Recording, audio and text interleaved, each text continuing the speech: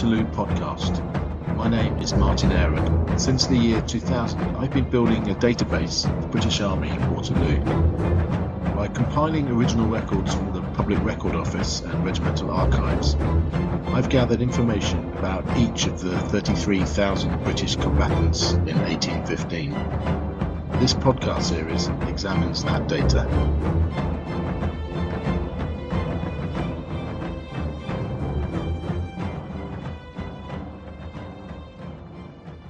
Welcome to this week's episode of the Waterloo podcast. I'm just going to begin with a bit of information about this series. Most of the statistics about the men of the British Army at Waterloo come from 2.5 decades of research at the Public Record Office at Kew. The aim of this series is to look at each British regiment of infantry and cavalry and each battery of artillery. In these episodes, witness accounts and other texts are read out by kind volunteers, many thanks to them. And I've also tried to get current or ex-members of each regiment to do some or all of the readings. Thus, some of the voices you've already heard in the previous episodes were from ex-lifeguards. If anybody listening has served in a Waterloo regiment and fancies contributing to this project, do please get in touch, the more the merrier. And also, even if you haven't served in the military, these episodes often need particular regional accents. I need Cornish soldiers from Leicestershire, Scotland, Northern Ireland, every corner of the UK. So do please get in touch. My email is on this episode's blurb.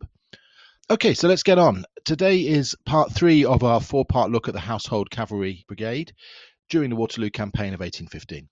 In this episode, we'll be talking about the Royal Horse Guards, otherwise known as the Blues or the Oxford Blues. The obvious first thing to say is that while all the other British heavy cavalry regiments in the British Army wore red, the Royal Horse Guards wore blue. Just a glance at this slide here, you can see that they really stand out from the other 6 heavy cavalry regiments at Waterloo. You'll still see those soldiers today being pestered by tourists on Whitehall, mounted on their black horses in their sentry boxes. Sometimes you'll see red uniforms, that's the lifeguards who we talked about in the first 2 episodes, and sometimes you'll see them in blue, that's the Royal Horse Guards. So in this episode, as before, we'll talk first about the men and who they were, then we'll look at the regiment's role in the Waterloo campaign, the part they played in defeating the French army and the stories of certain individuals, and then finally we'll talk about the aftermath and what became of some of the men after Waterloo.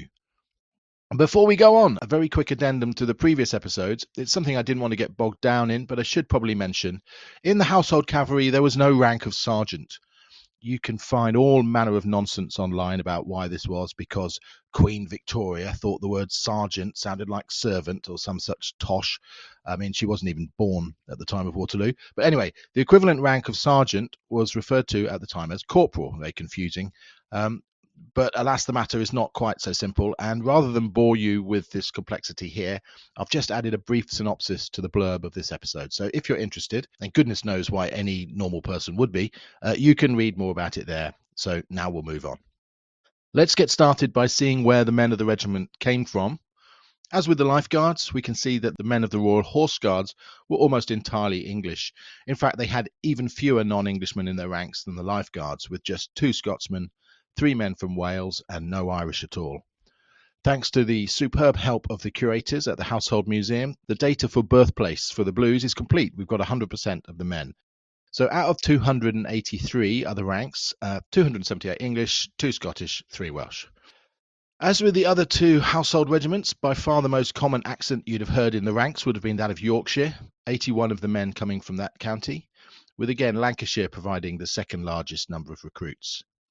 One difference is that there was also a fair number of men from the East Midlands, with 49 men combined from Leicestershire and Derbyshire. Of these Leicestershire men, it's striking that 5 men came from the very small village of Barrow-on-Soar.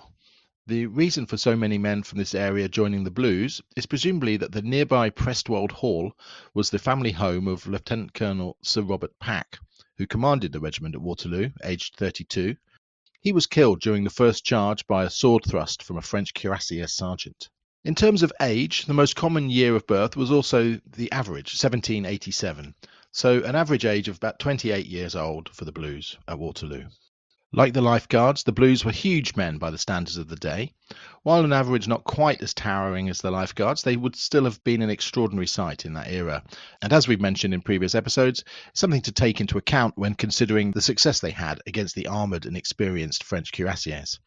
Out of 228 men, an extraordinary 45 were 6 foot or taller, 45 of them were 5'11", and 78 were 5'10". So once again, just to repeat one last time, by the standards of the day, these were very tall men. When looking at both age and height, Private George North from Wallingford in Berkshire is an anomaly of both, being only 5'6½", well under the usual height requirement, and he had enlisted in 1814, aged 40, much too old usually. The clue to why the regiment would have enlisted a local man who was under height and over age lies in his profession. He was a smith. It seems that the regiment based at Windsor was in desperate need of an extra man at the anvil and forge, and thus rules were bent to allow him to join. Any listeners to this podcast who are Napoleonic enthusiasts will be aware of the great importance often placed upon the details of uniforms worn in the period. Across the broad battlefield of historians bickering furiously online, I've never seen the fighting fiercer than among Napoleonic experts arguing over what shaped hat so-and-so regiment definitely wore in such and such a year, and how many buttons such and such regiment wore on their cuffs. Personally, I prefer to not get involved. Of course, there's nothing wrong with conjecture, but it seems very unlikely that anyone can make a claim with 100% certainty. Further to this, many contemporary documents in the National Archives seem to contradict the modern consensus. The Blues at Waterloo are a good example. During my research, I came across the following extract from an inspection of the Blues just a few months before Waterloo in early 1815. The inspecting officer remarked that the clothing of the officers is not uniform, nor according to the regulations for the line. The men whom I saw in marching order appeared in what is called their second clothing, the clothing of 1811, several suits of which were most exceedingly bad. The clothing of the present period is kept in store and given out only to be worn on a Sunday. But that, I promise, will be my last comment on uniforms at Waterloo.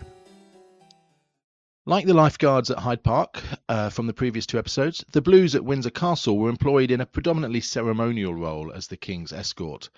In addition to this, like all British cavalry of the period, they were also employed as a makeshift mounted police force, quelling protests and crushing riots.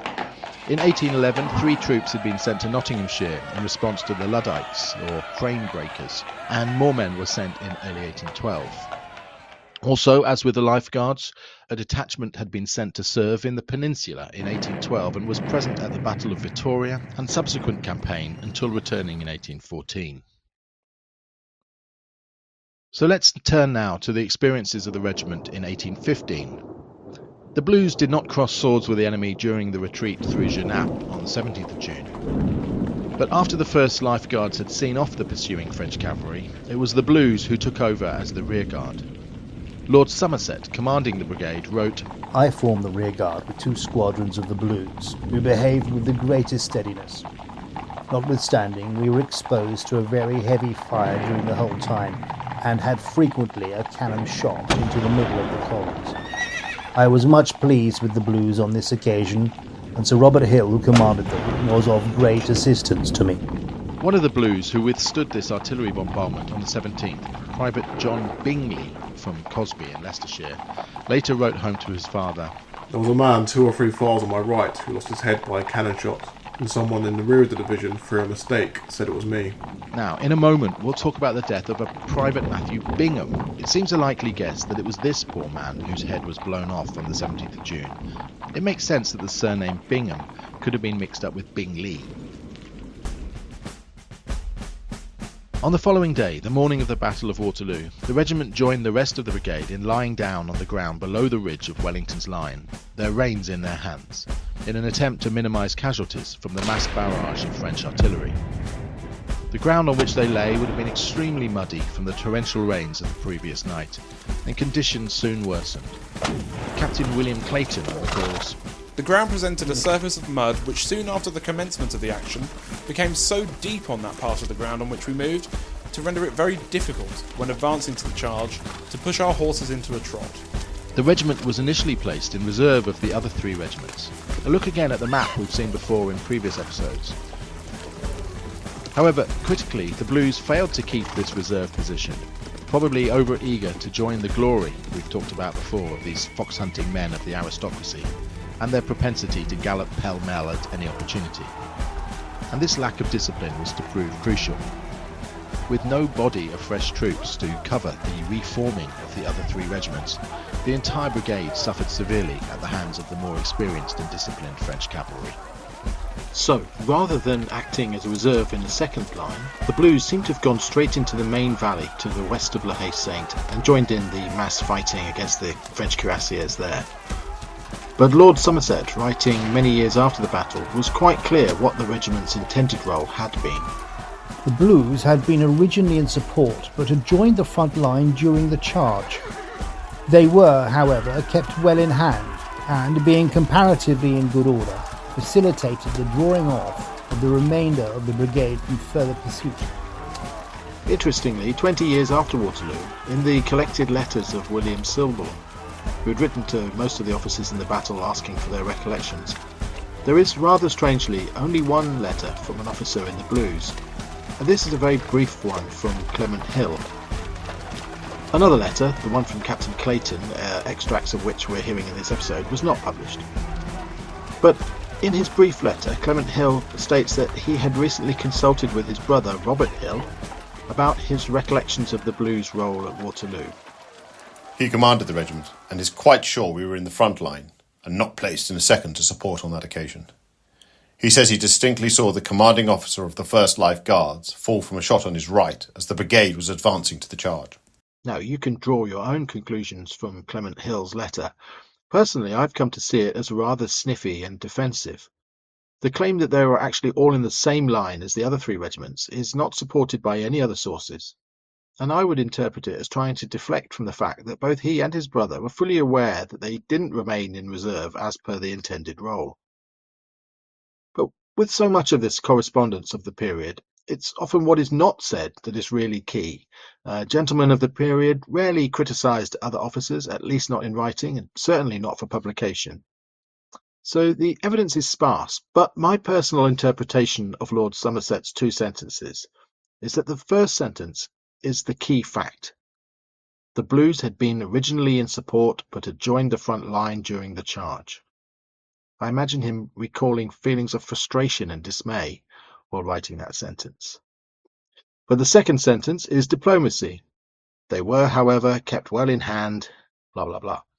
But even within that sentence, I feel there is a tiny hidden clue. The line, being comparatively in good order. Well, again, that's left to your interpretation. Personally, I think he was struggling to find something positive to say, and this slight dressing of the truth is the best he can manage. But I could be wrong. It's always just conjecture. And besides, how much of an impact were a detachment of 250 men or so actually going to have in this situation anyway? To expect the Blues of doing anything but fight what was in front of them and hang on for dear life against superior numbers of French cuirassiers is probably unrealistic. Lieutenant Samuel Weymouth, an officer of the 2nd Life Guards, who we've heard about in the last episode, he of the flowing beard and rags after 3 weeks as prisoner of the French after the battle, also corresponded with Silbourne 25 to 30 years after the battle, with his own distant recollections of the day. In one letter he offers what is perhaps a fairer assessment of the Blues, and even why Clement Hill might have believed that the brigade were all part of the same one line. I very much inclined to adopt your opinion of the Blues, having been placed in support in the first charge and then finding themselves in the front line before they almost knew where they were. The impetuosity with which the front line swept over the enemy must have left behind quite a sufficient number for the Blues to deal with when they came up, and even to lead them to imagine themselves quite in front. Whatever the truth of the matter, the regiment certainly suffered heavily. 41 killed and 8 died of wounds, and at least 41 wounded. It's very difficult to tell from the record's exact number of wounded, but there are 41 that have documented evidence. Now, these are significant casualties of around 32% of the whole regiment, and there's even more men killed than the 1st Life Guards. So however and wherever it happened, the Blues certainly suffered severely. Captain William Clayton describes how, as well as the fierce combat with the French cuirassiers, they also came under heavy fire from the French infantry. Towards the close of day, however, after the repeated charges made and sustained of the cuirassiers, we charged the squares of infantry, from whose fire we also suffered considerably. Interestingly, this is reflected in the wounds of many of the Blues, which we'll look at in a moment. If we look at the 4 troops that made up the regiment at Waterloo, we can see that they each suffered a roughly similar number of casualties. Let's look at some of the interesting stories from each troop. Clayton's troop. This contained Private James Shaw. Now, he was an old soldier, aged 41, from Kingsley in Staffordshire. He'd served in the Flanders campaign, part of the War of the First Coalition, the beginning of the war against the French, 21 years before Waterloo. At the Battle of Cateau in 1794, he had been wounded in the shin by a bayonet. Still a private in 1815, he was wounded again at Waterloo, this time from a shell splinter in his head, perhaps during that artillery bombardment on the 17th of June. The troop also contained 2 brothers, Privates Thomas and Matthew Bingham of Clown in Derbyshire. We heard earlier that his brother had been killed by a cannon shot, and although Thomas writes that this was on the 18th of June, I think it likely that this is the man killed by a cannonball during the retreat from Genappe on the previous day.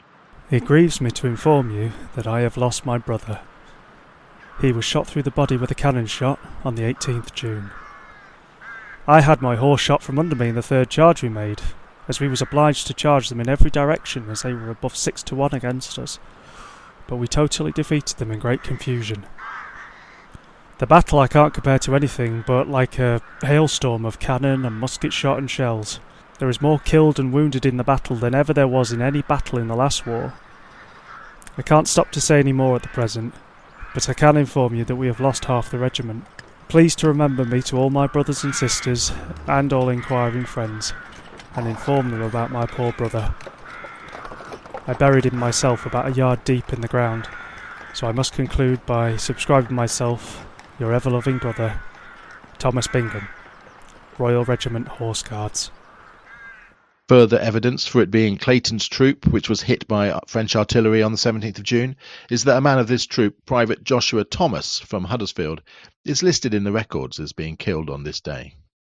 Moving on to Captain Drake's troop, 13 men killed, 11 wounded. It's interesting to note how many men suffered gunshot wounds, probably at least half of the casualties. Private William Brown, right forearm, William Dodson, Moses Lomax and James Longbottom, all 3 wounded by gunshot in the shoulder. James Park, wounded below the knee of his left leg. And although we shouldn't get carried away in our conjecture, these might well have been sustained during the attack on the French infantry squares mentioned by Captain Clayton. It's interesting too to note that these 3 men shot in the shoulder and James Park shot in the leg were all shot in the left shoulder or leg. We can start to formulate a picture of the Blues perhaps wheeling right from a failed attack on the French square and receiving a devastating volley, sending horses and men crashing to the ground. Let's move on to the next troop. This was commanded by Captain Clement Hill. Out of 67 men, 10 were killed, 8 wounded. He was brother of Robert Hill, commanding the regiment. Captain Hill, aged 32 at Waterloo, was wounded, with his leg being pinned to his horse by either a sword or lance, depending on the source. The plight of Corporal John Rainsley reveals what a dangerous place such a crowded battlefield could be, regardless of the enemy fire. At Waterloo, he received an injury to his leg by an artillery wagon running either into him or over him, and this led to him being discharged a few years later, aged 26. The marvellously named Lieutenant Tathwell Baker Tathwell of this troop was taken prisoner, but managed to escape 2 days later. Surgeon Slow of the regiment wrote after the battle, "Tathwell is missing. He was last seen struggling with 2 of the French guardsmen, so it is possible he was taken prisoner." Private Robert Peel of this troop later wrote to his sister, "When we was about 200 yards from the French lines, a cannonball came back and took off my horse's leg, so I was dismounted. But looking around, I saw a horse that somebody had been killed off, so I soon got another." The 4th and final troop was Thwaites, which suffered the highest casualties. Out of 74 men, 13 were killed and 14 wounded. Captain John Thwaites was captured after his horse was shot from under him. He was detained at Charleroi for several days, long enough to be listed as missing in the London Gazette. Thwaites was an older man who had actually graduated from Oxford before joining the army, and he was aged 44 at Waterloo. Many of the wounded men of this troop were very badly chopped up. Corporal Charles Leadsom from Birkin in Yorkshire received 9 sword and lance wounds, while Corporal William Newton from Pelsall in Staffs received a total of 17 wounds, and as a consequence was discharged in 1816, aged 31. The regimental surgeon had to use a lot of ink on Newton's pension form. Scar on the nose from a sabre. Lost the third finger of the right hand and use of the thumb of the left hand, and a wound on the back of the right and left shoulder, and 3 wounds on the left arm with a lance and 1 with a sabre. The commanding officer begs particularly to recommend the above man to the board, he having particularly distinguished himself at Waterloo. Richard Whitehead from Manchester was in similar shape. 16 severe sabre and lance wounds in different parts of the body, 2 on the head, 1 very severe by which the skull was fractured, since which he has felt severe pain in the head and which he continues to feel, 1 on the neck, 2 on the right shoulder, 2 on the breast, and 9 on various other parts of his body from which he continually experiences great muscular pain and has not since been able to do his duty without much distress. Now, we've already heard from Private John Bingley from Cosby, Leicestershire. We heard how he survived the artillery bombardment after Genappe on the 17th. But at Waterloo, he received 14 lance wounds all over his body. He wrote to his parents, "Praised be the Lord, I am still alive. Though positively, on Sunday evening the 18th, I expected every minute to breathe my last being, so excessively faint through the great loss of blood I sustained and the great number of wounds I received." So as we've already said, the Household Cavalry do not have a rank of sergeant. And another variation in the traditional system of ranks was their use of the title of quartermaster. This seems to have been something similar to troop sergeant majors in other regiments. In each cavalry regiment in the British Army, there would be a number of troops, similar to sort of a company in an infantry regiment, and each troop had its own troop sergeant major. Now, again, not in the Household Cavalry. There, they had the title of quartermaster. This is extra confusing because in other regiments, these men would be a commissioned rank in charge of uniforms and stores and so on. Very, very much a rear echelon job, far from the action. But Household Cavalry quartermasters were usually in the thick of the fighting. Of the 13 quartermasters in the 3 household regiments at Waterloo, 4 were killed and 3 wounded. But for now, let's return to the story. In Thwaites' troop, there were 2 quartermasters, and these were brothers, Thomas and Jonas Varley from Halifax in Yorkshire. Both were seriously wounded. The elder brother, Thomas, eventually had his right leg amputated at Windsor 2 years after receiving the wound at Waterloo, for which he received a pension of £50 a year, a huge sum at the time, while younger brother Jonas received a year's pay for his wounds. The amputation was presumably one of many carried out by the regimental surgeon David Slow. After the battle, he wrote, "I have both my colonels down with gunshot wounds. Captain Hill is much cut about, but I hope I shall be able to pull all 3 through. My dear friend Pack, the Major, was killed at the head of his squadron. I shall lament him as long as the Lord spares me. 5 of our corporals and 51 of our troopers were wounded and will keep me more than occupied till I return. I have 37 French prisoners as well as my own officers and men to look after, mostly sword cuts. One, Marquis de Touraine, who, all the time I was extracting a bullet and splinters of bone from his shoulder blade, kept apologising for the great trouble he was giving me. As hardly any of my officers and none of the men can speak a word of French, you may guess I am kept pretty busy translating. They are not half bad fellows, and are far more grateful for anything done to them than our chaps are. Most of my wounded are laid on horse clothes out in a wheat field, and all except about half a dozen are going on well." Presumably, just as busy after the battle as Surgeon Slow was the veterinary surgeon John Siddle, who would have been caring for the many wounded and injured horses. From Hitchin, in Hertfordshire, he was one of those unusual men who succeeded in rising from the ranks to become an officer. Enlisting as a private in 1804 8 years later, he somehow managed to get himself appointed veterinary surgeon. He was still serving in 1853 and died at Windsor in 1856, aged 69. By February 1816, the detachment was back in England and stationed with the rest of the regiment at Windsor. Before we finish, let's have a look at some other men and what became of them after Waterloo. Private John Woolham, who bore the long scar of a sabre wound to his face, drove the Liverpool Mail from Shrewsbury. Several Blues are known to have opened pubs. For example, Private Thomas Evans from Collingtree, Northamptonshire. He opened a pub called the Oxford Blue in Windsor. He died in 1859, aged 78. Corporal Leadsom survived the dreadful wounds we've heard of and took over a pub named the Black Horse in Howden, Yorkshire, which he renamed the Waterloo. Another Yorkshireman, Private Joseph Bastow, returned to his native Yorkshire and to his previous profession of boot and shoemaker, but also opened a pub in Meltham, which he named the Life Guardsman, which seems a strange choice for a Blue.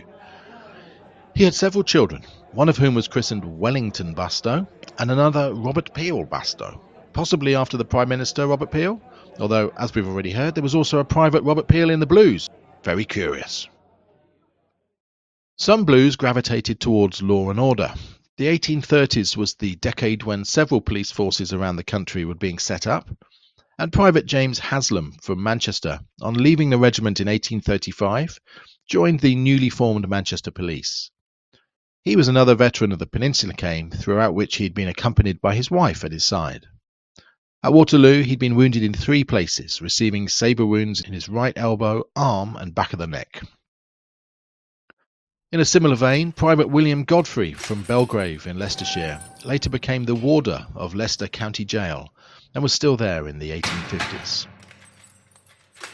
Less upstanding aspects of the law also came to involve the Blues. In 1819, the regiment was involved in scandal when some of its high-ranking Waterloo veterans were accused of a number of charges by one of its own officers, John Jebb, who was not at Waterloo. These charges included misappropriation of funds and corruption, that's addressed to Sir Robert Hill and his brother Clement Hill, taking £400 of public money, that's Lieutenant Riddleston, and running away at Waterloo, that's Captain Walton. The case eventually involved even the King and Wellington, and all seemed keen to gloss over the charges. However, Jebb's refusal to accept this saw him first court-martialed and eventually in 1831 imprisoned for slander. No charges were brought against any of the Waterloo officers. Despite the trials and hardship of their lives as soldiers, several Blues who survived Waterloo managed to live into ripe old age. Captain Clayton lived to be 80. The Leeds Times of the 9th of July 1870 lists surviving veterans of various Victorian wars and also includes Private Thomas Frith of the Blues, who would have been around 81 years old. Born in Bradford, he'd served in the Peninsula, and at Waterloo was wounded in the left hand, losing the use of his thumb. Quartermaster Thomas Troy was still alive in 1871, aged 89, at Upton-cum-Chalvey in Buckinghamshire. And 3 of the officers at Waterloo lived into the 1870s, Lieutenants Bouverie, Riddleston and Watson, while Lieutenant William Cunliffe Shaw might have been the last surviving Waterloo man from this regiment, dying in 1881, aged 88. We've already mentioned the ubiquitous pursuit of fox hunting by the aristocratic officers of this period. Wellington himself famously had his own pack of hounds brought to Spain during the war in the Peninsula. Now, of the Blues at Waterloo, both Lieutenant Henry Boates, known as Billy Boates, and Captain Thwaites often rode with the famous Wednesday Hunt from near Wrexham. Indeed, Boates is one of the huntsmen depicted in this famous painting from 1855. His life probably ended then as he would have wanted, killed by a fall from his horse during a hunt in 1863. The younger brother of Lord Rowland Hill, Captain Clement Hill of the Blues, aged 32 at Waterloo, survived having his leg pinned to his horse by a sword, as we've heard. He later rose to become a Major General.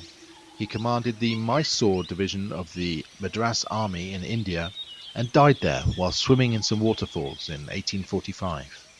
As mentioned at the beginning of this episode, you can still see the Lifeguards and Blues on parade in Whitehall in London, and it's worth mentioning that since Waterloo, both regiments have both worn the steel breastplate, the cuirass, and the horsehair helmet, in acknowledgement of their French adversaries, the cuirassiers, who originally wore both at the Battle of Waterloo. So that brings us to the end of this episode on the Blues, the last of the 3 household regiments. If you enjoyed this one, please do like and subscribe. I'll be back next week with part 4, the final part of this series on the Household Brigade, when we'll look in detail at the 1st or King's Dragoon Guards. See you next time.